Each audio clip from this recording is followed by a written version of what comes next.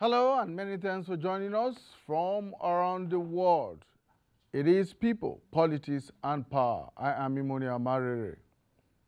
Last week Monday, Nigeria's President Bola Ahmed Tinubu formally inaugurated the Executive Council of the Federation following the assignment of portfolios and the swearing-in of the ministers. After the maiden meeting of the council, the Minister of Finance and Coordinating Minister for the Economy, Wale Edun, unveiled an 8-point agenda, which he said is to turn around the economy and make life comfortable for all Nigerians. He called it the roadmap for the economy. The agenda is coming almost 3 months after the president took power and unfolded a number of policies which have significantly impacted the lives and livelihoods of almost every Nigerian, particularly the poor and excluded. The agenda comprises 8 priority areas.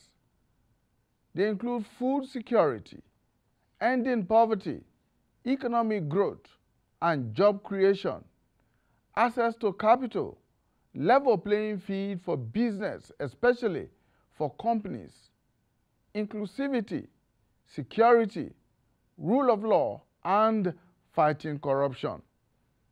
The minister said the Executive Council of the Federation identified targets which must be delivered in the next 3 years. Let's listen to him. The President's 8-point agenda. Those are basically food security, ending poverty, economic growth and job creation, access to capital, particularly consumer credit, inclusivity in all its dimensions, particularly as regards youth and women,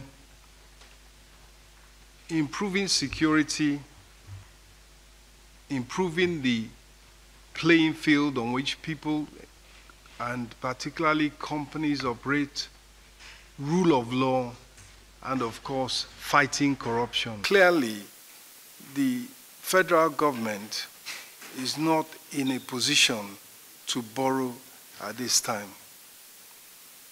Rather, the emphasis has to be on creating a stable macroeconomic environment, stable inflation, stable exchange rate, and an environment within which people can come and invest.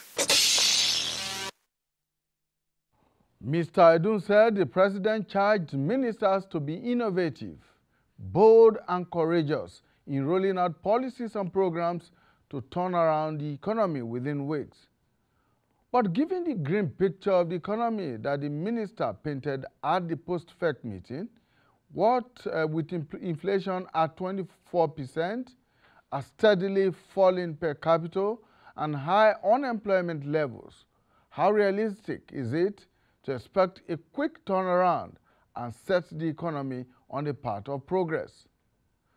Now, expectedly, the agenda has elicited mixed reactions from economists, industrialists, and some non-governmental bodies who say its success will boil down to implementation with clear timelines and collaborations with the private sector and civil society organizations.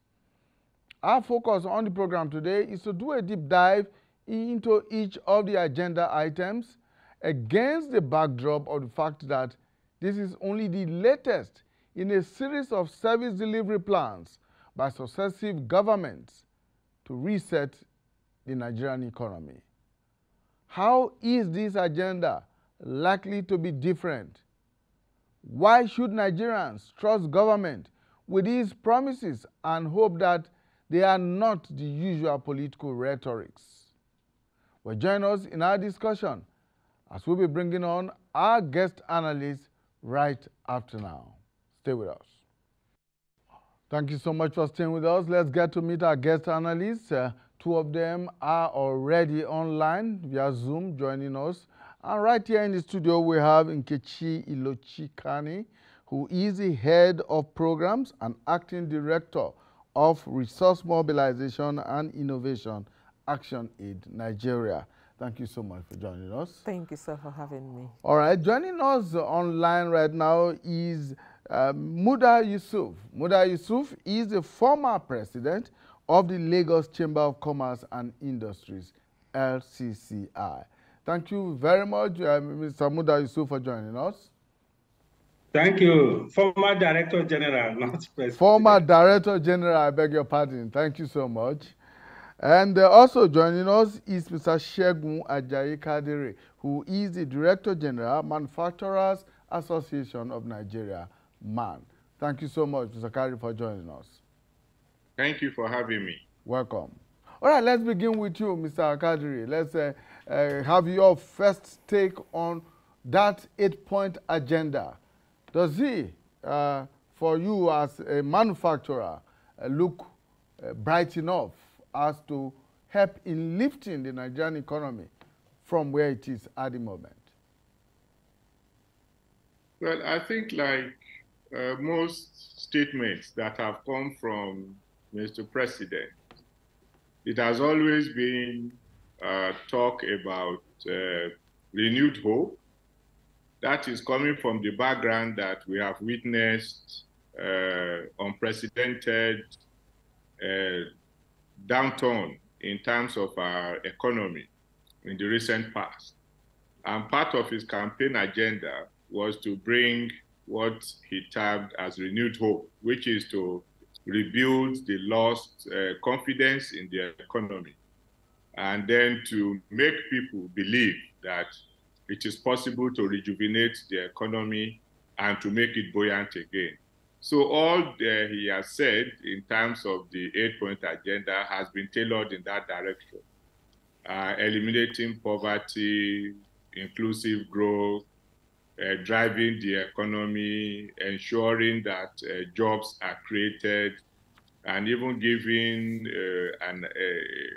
a rather tasking job of generating 50 million employment over a period of either 3 to 4 years. So I think all that he has said has been things that, if achieved, it should bring succor to the economy. But I think they say the devil is in the details. So, and he has given a few weeks for ministers to roll all of this into policies and programs, which is where the action is. It's not just in the words, but in seeing that there is practical exemplification of all that we have had and seeing how it will be done, given that the first few months have witnessed dramatic turns, good policies, executions have left quite a number of hardship that needs to be redressed. So let's see how the hope is going to be built on the pre-existing conditions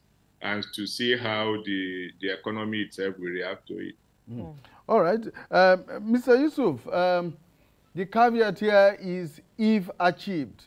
You and I have been on this program before. We have talked about the economy severally, and your position has always been that the private sector is key to reviving the Nigerian economy.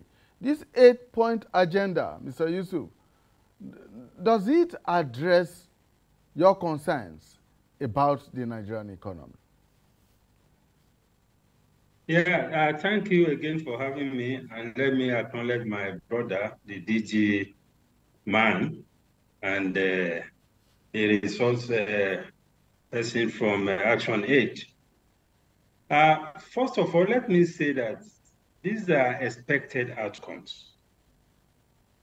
You know, food security and all of, they are expected outcomes. And they are also interrelated. You know, when we talk about food security, it's related to poverty, it's related to job creation, inclusion, and all of that. So for me, they are really nothing new. I mean, we have had this over and over again, you know. What will make the difference is what is done at the end of the day. Because the way the Nigerian economy is today, The starting point will be to fix the fundamentals.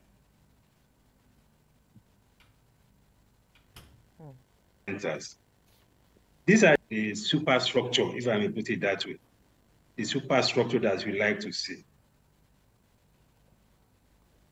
But you need the foundation. You need the fundamentals on which you can build these superstructures. And that is where the work is. And that is where our expectation is from government at this time. We're already 3 months into the administration, and we need to see some urgent moves to address the fundamentals. And when I'm talking about fundamentals, I'm talking about the macroeconomic fundamentals. Because you talk about the role of the private sector.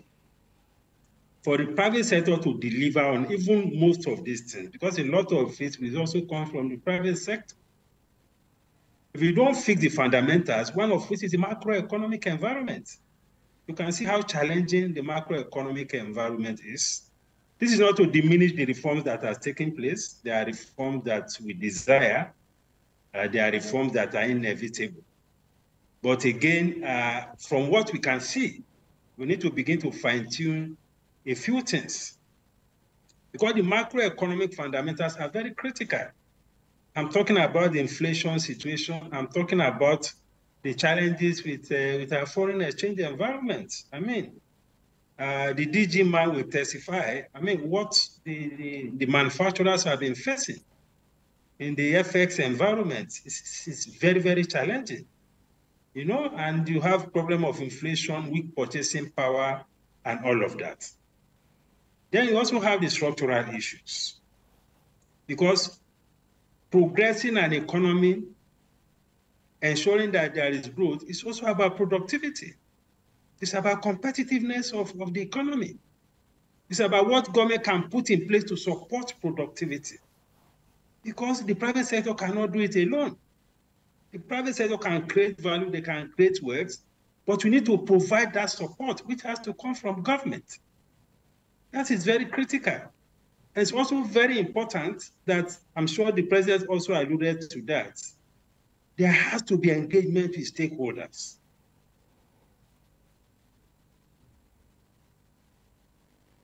Most of the ministers don't know much, and the only way to have a very good insight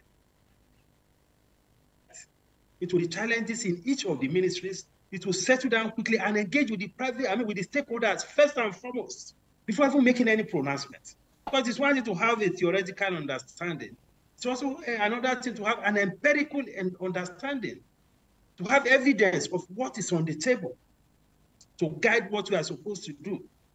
And some of these things, some of them are low-hanging fruits. And they should go back to the president with what they can achieve within the next 3 months, within the next 1 year, and within the next 3 years. There are some of them that are low-hanging fruits. There are some of them that are administrative problems, regulatory problems, bureaucratic problems. Those things can be dealt with very, very quickly. But unless you engage with the private sector and engage with critical stakeholders, some of these issues may not manifest to them. And that is very important. All right, Mr. Yusuf, thank you so much. Let me bring in Nkechi here, who is coming from civil society background. Mr. Yusuf has just said that perhaps it would have been wiser and better if there was an engagement with critical stakeholders, the private sector, civil society like yours, and others who are very critical to the growth of the economy before rolling out this agenda. All right, so my first point is to say, agreeing with them, both of them, in terms of the fact that the president himself has mandated his ministers to be able to set the agenda for us. And if you look at it, the 8 points they have identified, I want to believe that there had been a thought process into it in terms of what are the critical issues that are important for the Nigerian citizens. And so I want to commend them for thinking through this and bringing this idea. And I agree completely in terms of you can't take one outside the other. There is the interconnectedness of these issues. They are connected together. You can address food insecurity or food security without addressing insecurity in relation to farmers and all of that, as well as ending poverty. But in terms of consultation, this is the question, will the egg before the chicken and the egg question, right? I am sure that before they came up with this 8-point agenda, there had been some level of consultations. It may be internal consultations with key persons that are important to them, or based on evidence that they had generated. Of course, they had, like one of the speakers said, there had been a lot of different plans. We remember the needs, the seed strategy, the economic growth plans and all of that. And based on evidences, I'm sure they have sort of taken that in order to design this. But I agree completely that there should be consultation, and that is where every one of us is asking the question in terms of putting details to the point. They have said food security. They want to achieve food security. They want to end poverty. They want to do this. But how they will be doing that is where the question really lies. And this is where every one of us will ask them or hold them accountable to ensure that there is a consultation with the appropriate persons or relevant persons that could drive this. Because, for instance, the civil society have been working in terms of citizens mobilization, in terms of creating awareness, in terms of driving the agenda. So they will be important. The private sector, like my brother has mentioned right now, are critical stakeholders that requires to drive this agenda. The government angle, again, is also an important sector, and even the citizens themselves should have their voice. So when I look at, my response to this will be to say that what we need to do right now is to hold the government accountable, to get them to begin to ensure that there is adequate consultations with people that are important to these issues that they have identified. Are you expecting that the ministers who have been given this charge by the president will now go back to the critical stakeholders, to every sector of society, to mirror what exactly and find out the issues, because they just mentioned the point without the details in terms of, if you are speaking to food security, what is it that you are really dealing with? There are different elements of security. Is it about the physical presence of food or the economic aspect of it? Is it about the stability? There are other critical factors that needs to be detailed, and how you intend to respond to those issues. And like one of the speakers pointed out, when you speak to the fact that these issues are not linear, they're not standing alone, there are interconnections, the intersectionality analysis needs to be done.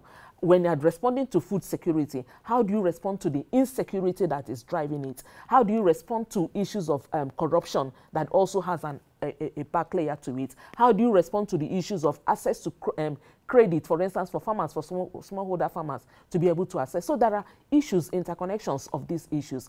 And the point, therefore, requires that there must be conversations, and conversations between the critical actors that have been mentioned. Either you are speaking to the private sector, for instance, that will help you to grow your economy, or are in the center of the economic growth, or you want to speak to the civil society organization who are also citizens, who mobilize the citizens. How do you deal with that? And even the women themselves, what do they need, and how will you respond to their different needs? So this needs to happen. The second layer to it, again, is about the timeline. They have pointed broadly 3 years, but within now and 3 years, what needs to happen and how this would happen is what are the issues that we need to we'll come back to the role of civil society in all of this. But let's bring in Paul Alaje, who is an economist. He's also joining us via Zoom from Lagos. Paul, thank you so much for finding time to join us. The 8-point agenda, it appears, is quite comprehensive. But does it go deep enough as to be able to address the very grim economic situation that Nigeria finds itself at the moment? The president is, as we understand, is on his way to India to attend the G20 summit. And he's going with a whole lot of persons from the private sector who expected they should be able to attract some more investments into Nigeria. Well, thank you so very much for having me, sir. First of all, I must say that the 8 areas of priority mentioned by government, they are some of the things that Nigerians are particularly concerned about. But what the real issue is with us has to do with how the foundation we have right now, will they help us achieve these following outcomes that government have mentioned in the submission that they are hoping to achieve in the next 3 years. The first one here is about food security. How are we sure that the number of farmers that are currently in IDP camps will be relocated back to their farms, and they will help us in boosting farm output? If there is no farm output, I'm afraid we may not have food security. Again, availability and affordability of so many other input factors, which includes but not limited to fertilizer.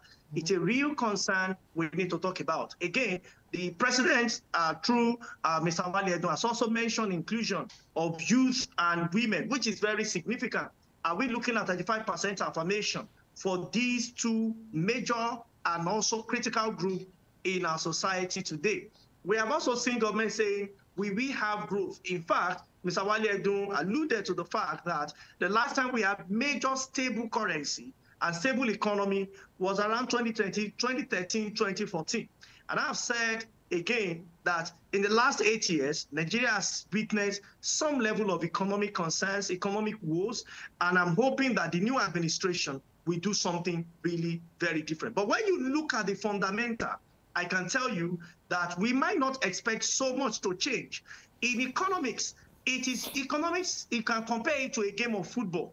You don't change outcome by looking at the scoreboard. You change outcome by preparing for the game, by playing. Either you want to be a C. Ronaldo of some sort, or you want to be a Lionel Messi of some sort. Irrespective, even if you want to be a JJ Okocha, what matters is for you to put the ball behind the net, inside the net. So, but what will help us to put the ball inside the net will not be not preparing for the game. The foundation we have now is not sufficient for us to score enough economic points, and if you like, enough economic goal. Inflation is at 24.08%. Unemployment, talking about 20 hours a week. That already, it's over 30%. So when you look at these parameters, and some other ones time enough permit me to share, they are telling us about the health of our economy. So the kind of economy we have and the foundation and the policy we have at the same time cannot allow for the economy to go beyond 2 to 3%. Meanwhile, the president is eyeing 6% GDP growth rate. What does that mean? Investment, investment, and investment, both local and foreign. But what government has done is to perhaps adopt a flotation method. What does that mean? Allow for fullness of demand and supply to adjudicate price. And I've said time and again that when you look at the environment where doctor is, I'm talking of Dr. Muda and the chairman or the president of Manufacturing Association of Nigeria in Lagos, even though he's a manufacturer general of Nigeria in Lagos, it will tell you that there are several bottlenecks that is impeding on mass production in Nigeria today. Until we are able to solve some critical problem that will make us embrace mass export and have reduction in our import, Naira will continue to chase the dollar. And unfortunately, the preparation of the same is not sufficient. Nigeria will be fine. The most significant people in our economy and in our country will be those that are manufacturing and those that are planting. And when I say planting, I'm not referring to peasant farmers. I am referring to those who have organized and mechanized farming, which some people call plantations. Until we start producing en masse, either through manufacturing or agriculture or whatever at all, and that is our orientation. Speak to an average Chinese person. The orientation of the Chinese person is to sell something to the world. Speak to an average Nigerian. The orientation is to consume something. Speak to India. I'm happy, Mr. President, and some very reputable persons in the private sector are going to India in the name of G20, which is fine. The question is, most of the time, I've been privileged to have spoken to a former president. He said when he went to to China, I beg your pardon, to a similar meeting, the people that met with them, their age bracket said none of them was up to 40 years because those were the brains that were driving the Chinese economy, and they were majorly manufacturers, producers, and IT. I'm happy we have 2 or 3 persons in the IT sector in the list of Mr. President, at least for the private sector. At the end of the day, our future will be brighter the time we allow private sector to take the real ownership of the economy. And that will not mean that we are suddenly supporting blindly market system, because in the real sense of it, there is no economy that is purely market driven. There are places where government must have some level of intervention, but something that is common, that is ubiquitous to our development, if we want to have it at all, we be having sufficient electricity. And if you permit me, or if there is time, I will be willing to mention some of the policies that we can shadow or we can adopt for our development. We'll come back to you on that. There's no future for the meeting. Mr. Alaje will come back to you on that. Let me bring in Mr. Kadiri now from the perspective of a manufacturer. Everyone seems to have talked about the fundamentals, the foundations for the success of this 8-point agenda from the perspective of a manufacturer, or one who operates in the industry. What do you consider to be those fundamentals? Well, so I think there has been quite a number of issues that have been raised. And like my brother, the former DG of SCCI said, there's really nothing new that we have seen. And what the Mr. President has given are very broad objectives. I always try as much as possible to listen very well to government officials when they speak. Because if you do, somehow you'll be able to get what they are supposed to say that they didn't say, what they say that they don't mean, or what they mean that they did not say. So specifically, I try also as much as possible not to give my own agenda, but to try to trace what government has indicated to be the agenda for manufacturing. So it is in that regard that I want to mirror my contribution. I think the Honorable Minister herself, that's the Honorable Minister in charge of Industry, Trade and Investment, has indicated that they are confident that to generate 50 million jobs in 3 years, maybe 3 to 4 years. And there's indication that there has been inquiries, there has been interest shown in some sectors, oil and gas, head, solid minerals, and agriculture. I was very jealous when I didn't hear manufacturing. And I hope it's not an indication that manufacturing that lip service is being paid to manufacturing, and that we have not realized that except you have investment, be it foreign or local, that is focused on promoting domestic manufacturing, we are not going to get anywhere. Portfolio investors are readily available in all those areas that she said interests have been shown. So I think government in the first instance has to recognize what is relevant to its economy. We shouldn't the economy should not be an all-comers affair. And which leads me to why we must have an industrial policy for Nigeria that will guide every aspect of our engagement. As we speak, we do not have one comprehensive agenda, and there has been several programs that government, we do not have one industrial policy, but there has been several initiatives that government has initiated that have got very close to giving us a direction, which speaks to what I think the direction is. To start with, there are so many challenges that confront the manufacturing sector as we speak. There are factors that limit its competitiveness and its capacity to play the role that it's supposed to play. Our contribution to GDP has remained between 10 to 12 at best times. We have continued to record unprecedented low sales, even before we had the Naira transition that was badly managed, and then we had the floating of the Naira, which has impacted on the importation of our raw materials that are not locally available. And of course, the removal of fuel subsidy, which has increased the cost of logistics and the rest of it. So what we'll be looking at now is first and foremost to stop the bleeding and the downturn that we have in the economy before we can even start to think of the bigger issues of creating a macroeconomic environment that supports manufacturing, removing the infrastructure challenges. But there are present ones, for instance, that we need to tackle. I've said it, I don't know whether it's on this program, that it costs about the same amount to move a 40-foot container from Singapore to Apapa than to move it from Apapa to Agbara, that is just 27 kilometers away. Government has to remove this. And all around us, we have small countries like Benin Republic and so on, that their port system is far more efficient than ours. So I think we need to remove all that. There are also quite a number of policies that are awaiting government approval. We will have, for instance, the issue of diapers policy that promises to unleash the opportunities that we have in that sector. But the local producers have continued to grow under subsisting fiscal policy structures that limit that sector. Of course, like my brother from LCCI said, I think there has to be a stakeholders engagement. And happily, a few weeks has been given.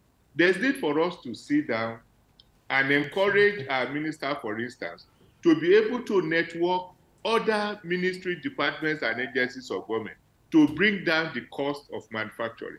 Nigeria has continued to claim that we perform well in terms of ease of doing business, but we have not noticed the impact of escalating costs of doing business, which has tended to limit the performance that that sector has. Again, we can talk about the possibility of having an engagement with the minister that addresses the supply side constraint of manufacturing. There's abundance of local sources from which we can derive our raw materials. But for similar challenges, including insecurity that one of the persons on this program has indicated, where our raw materials, for instance, cannot even get to us from the sources where they are being produced. So there's need for us to address that.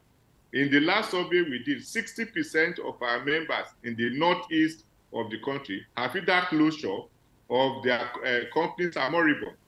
There's need for you to bring back those people into production, and it means improving the insecurity, elevating the insecurity situation that we have there, and ensuring that it is maintained, not just building ID camps that people will go to stay. They need to return to their lives, and in order to guarantee that they do not even themselves become insurgents, so you have to give them some livelihood. So insecurity in those areas must be tackled as a matter of urgency. And of course, we have the issue of improving power supply, because the demand on petrol is not so much for cars.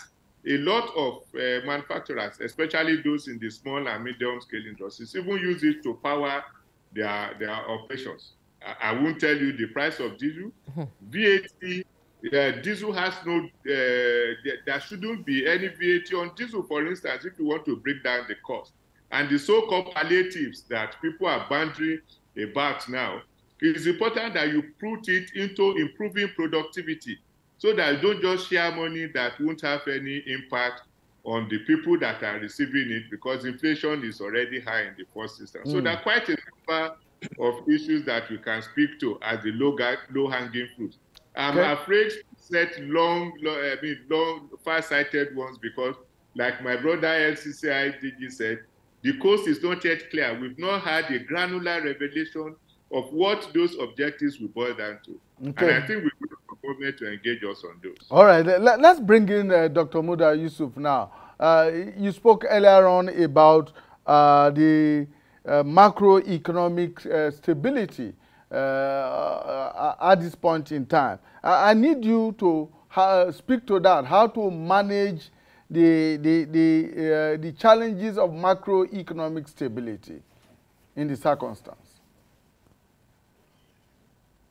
Yes, before I address that, let me just, because we cannot overemphasize the fact that the ministers need to know what exactly is on ground. I think they should spend the first 1 month talking to people who are in their various sectors. It is not for nothing that we have so many ministers covering so many sectors of the economy. And quite a number of them are not players in that sector. They may have read reports and all of that, but there's nothing as good as listening to people who are on ground. They should start from there. And the president should even demand of them, what is the outcome of your engagement with stakeholders? And what are the priorities for immediate intervention? That is very, very critical. Secondly, I've noticed that there is this push, the fiscal policy and tax reforms and all of that. I also need to caution that we should be careful the way we push for revenue. Yes, we need revenue to stabilize the economy. We need revenue to be able to reduce deficit, reduce debt, reduce borrowing. But we should not push it to the extent of hurting those who are investing in this economy or those who are proposing to invest in this economy. Because I've had a number of pronouncements that they are going to roll back some incentives. The incentives are a loss of revenue and all of that. I'm not saying they should not look into that or do an audit, but they must recognize that fiscal incentives, tax incentives are very critical intervention measures that government uses to support the private sector, to support investment so that jobs can be created. Because when you overchase revenue, you hurt the economy. Now we are talking about high cost of production. My colleague from MAN just talked about the fact that only a few weeks ago, VAT was imposed on diesel. Why must we have that kind of thing? We are saying energy cost is high, tax is high, customs duties are high. Then an agency of government is now imposing VAT on diesel when we don't have electricity. The same thing with the customs. People are complaining about exchange rate depreciation. They are buying a lot of their forex from the parallel market at very prohibitive rates, and yet the customs wants and change the baseline for the computation of import duty, increasing the cost of import duty and the cost of all other charges. This is not the way to go. So there is need for proper coordination here, not to overemphasize revenue, and to also give room, some breathing space for those who are investors in the economy. Let me come back to the issue of the macroeconomic environment. Well, some steps are being taken already about the reforms in the foreign exchange market, which is very critical. Unfortunately, the backlash that we got from that reform, many of us didn't expect it. Unfortunately, again, there have been a lot of speculative activities in the foreign exchange market. Because of the fear about the results, and the speculative activity was even worsened by the release of the CBN financial statements of almost 6 years. So we need to restore confidence in the foreign exchange market, because right now we are dealing with a confidence crisis. And when there's a confidence crisis, there's always a run on a system. People begin to front load their demands. People begin to speculate against the currency. So something needs to be done. The step has been taken already. There is this NMPC intervention fund and all of that. There are also efforts to ensure that our oil output increases so that we can have more reserves and all of that.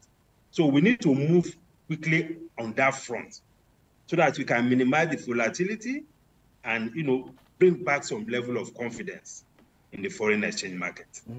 All right. Then, of course, the issue of the fuel subsidy and all of that, again, we need to be cautious to define the limits of market forces. We should not leave the fuel energy environment entirely to the market forces, because you need energy and power to support an economy. When you leave it entirely to the private sector, you could have a backlash on the vulnerable segment of the people and of the society, and on the investing public, particularly those who are in production. So these are some of the things I think one needs to raise some cautionary notes about. Thank you so much, Dr. Yusuf. Let me bring in Nkechi at this point in time from the civil society perspective. What do you think civil society has done in the past in each of these areas, and what it can do now in terms of collaboration, because everyone seems to be emphasizing engagement, collaboration, partnership, and all of that. What lessons have been learned from the past, and what can be learned now, or what can be done now? Okay, so in terms of what can be done, or what civil society organizations have been doing, one of the things we've been doing is to mobilize citizens to understand or to engage the system. And so I think in this instance, it is an important thing that we continue to do that. By informing citizens, I'm sure that not many persons have even understood or even heard about this 8-point agenda. And then getting them to understand, to know it, and to be able to hold government accountable at their various levels is very important, whether at the community level, local government level, state level, and national level is very important. The other thing is also consistently reminding government of these commitments, because you can't just roll this point and then you all go to bed and celebrate. No.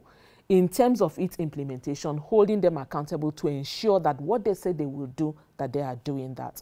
That is the work of the civil society organization. Aside from those who are implementing interventions in terms of poverty eradication program, economic empowerment, and all kinds of programs that work towards ensuring that issues around rights and access is created. But in terms of lessons, I mean, critically we've seen that one of the huge things around what we need to learn is around Nigeria itself not learning its lessons. That's one key issue. Sometimes we say, oh, past governments have done this, we need data, we need this, but these things are there. Evidences are there. To what extent are those informing our actions? To what extent are we using the available evidence, available data to plan and to implement intervention? We are not learning lessons. To what extent do we share those data across different agencies? I think that's one weak area that this government needs to put its eye on. To what extent are we managing interagency rivalry? Because when you talk about these issues or 8-point agenda that have been identified, some of them sit across different ministries and departments, and those are responsible. And then you find out that they begin to work in silo fragmentation, and that derails the overall goal that has been set, not looking at that bigger picture. Sometimes some of the agencies will want to, what we call, corner those issues in terms of not opening up the space for others to engage or to interrogate or to participate. They've talked big on inclusivity and inclusion of women and children, right? And youth, sorry. And you see that to what extent have they been able to allow these people to participate? We've seen what has happened within the last election and now. Even when we had hoped that women will be included in the ministerial position, the percentage is also very dismal. So the point is that Nigeria don't learn. We don't learn our lessons. We jump into new things, we jump into new ideas, and we pick that without reflection. And I think one of Dr. Muda has Moody has pointed this out. How do we ensure that we are using those to inform policies and action? That is one area that I think government needs to go back to the drawing board and look at itself. The other thing is about engagement and stakeholder engagement and conversation. Sometimes some people feel that talk is cheap, and we talk so much in this country. We are always analyzing, we are always discussing, and we are always talking. How far has that talk helped us? How far has that talk translated into tangible outcomes in the lives of people, and especially the poor, and those persons that the government is targeting? How far has those talk affected or reflected in the people's life? And that is the true measure of whatever agenda or whatever action that has been planned by the government. And so if government is actually planning or have it in genuinely that they want to create a change from or departure from what we have seen from the previous administration, I think now is the time for them to translate that talk into concrete action. And in doing that, we require them to ensure that they have the right persons who are driving this agenda and who are implementing. There is a mechanism to check what is happening and how effective those processes are. And then we are willing to learn and apply our lessons, because you can't make mistake. Of course, you can make mistake, but the deal is that you learn from your mistake and you apply the learning into your redesigning and reflection. So this is very important for us as we move forward in this. Well, let's bring in Mr. Paul Alaje at this point in time. And it appears that everyone agrees that one of the devils that has affected past plans, agenda, and whatever government calls it, 8-point agenda, 7-point agenda, needs and seats, and all of that, has been the failure of monitoring and evaluation. This time around, how do we go about having to deal with very transparent and quantifiable metrics for the monitoring and evaluation of these agenda items? Thank you so much once again, sir. I can say that for now, what we have seen are just those broad 8 areas of priority, which some people call 8-point agenda. We have not seen targets yet, and there are no goals attached to these 8 areas of priority that government have mentioned. But if we must achieve results, we cannot do this just by leaving it broadly. I understand that Nigerians are now making demands from government to provide us with what the target will be. Government have said in 3 years, they would achieve, for instance, there is one that is very clear: ending poverty. I beg your pardon, ending poverty. So in the next 3 years, we would expect that maybe 133 million people, the Bureau of Statistics last year, are living in multidimensional poverty. We no longer be poor. So the things we're expecting from government would include how we states, that's subnational, provide water supply, because it's one of the concerns where we have poverty and people are measured as multidimensionally poor. Then the issue of people living below the poverty line, and according to World Bank, that number has increased about 91 million people from the previous number of 87 million people, according to the report they released 26th or 27th of June 2023. So we now need to have what we need to watch. We have heard the statement, we have heard the words. The next thing is, what will be the yardstick? How do we measure in the next 6 months, in the next 1 year? What will be the KPIs of the ministers and their ministries? How are we going to rate them? So it's important for those in authority to come up with what they've said they want to achieve and how they intend to achieve it. And I need to quickly say this. I hear one of the speakers say that what is important is to look at what government have said and to see how we can quickly see how all of those things will come to manifestation. The truth is, if government has not mentioned some critical things, in this case, manufacturing, I can tell you it's important that as Nigerians, we speak to it. And as the head of manufacturer, the association of the group, in Nigeria, it's important to say, I do small-scale manufacturing in Nigeria. I process rice. And I can tell you that unlike what was displayed in Abuja a year ago of rice pyramid, there is no paddy. There is no paddy to buy. 2 months, 3 months ago, paddy was around 314, 315. Today, paddy is about 415. So if government did not include it, we need to say it. And that's why I appreciate the statement made by Mr. Muda, that they will need 1 month to first listen to stakeholders in the sector. Because if they don't, economics, managing an economy is not just the political, it's different from campaign. People are genuinely hungry. People are losing their jobs. Environment is becoming more unsecure. You cannot solve security challenges if you don't solve economic issues. And if you solve economic issues and you are not solving insecurity, those that will constitute insecurity will crash the economy. You can ask what happened to Abuja-Kaduna rail line. The narrow gauge, the old one. Somebody has been given rights, access, been given permits to build a dry port. I think in Kaduna, a president even went to commission it. What happened? Bandits went there and cut off the means of transporting the cargoes from Lagos to Kaduna.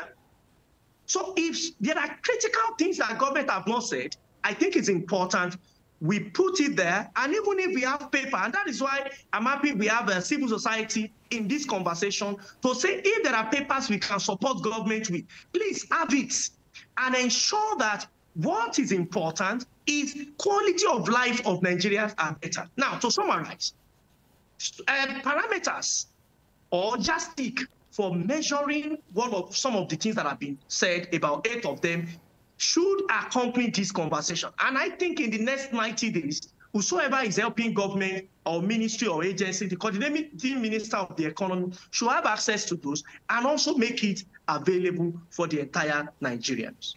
Thank you so much, Mr. Alaje. Well, this conversation is a continuous one. We will continue to monitor the 8-point agenda and expect that the ministers will, as you have suggested, all of you have suggested, consult, because they say, as it were, that consultation is the new competition. So let's get them to do this, consult with their various sectors and come up with details of this agenda, and then of course we can continue to engage with them. But I must thank all of you for your time and for your contributions. Dr. Muda Yusuf, former Director General, Lagos Chamber of Commerce and Industries, LCCI, thank you so much for your time. Mr. Paul Alaje, who also joined us from Lagos, is an economist, and Mr. Segun Ajayi Kadri is the Director General, Manufacturers Association of Nigeria, MAN, and right here in the studio, we're joined by Nkechi Ilochi Kani, who is the Head of Programs and Acting Director of Resource Mobilization and Innovation of Action Aid Nigeria. Thank you so much for your time. Thank you so much. And thank you for your contributions. We do appreciate. And for our viewers out there, we thank you for investing your time with us. Bye for now.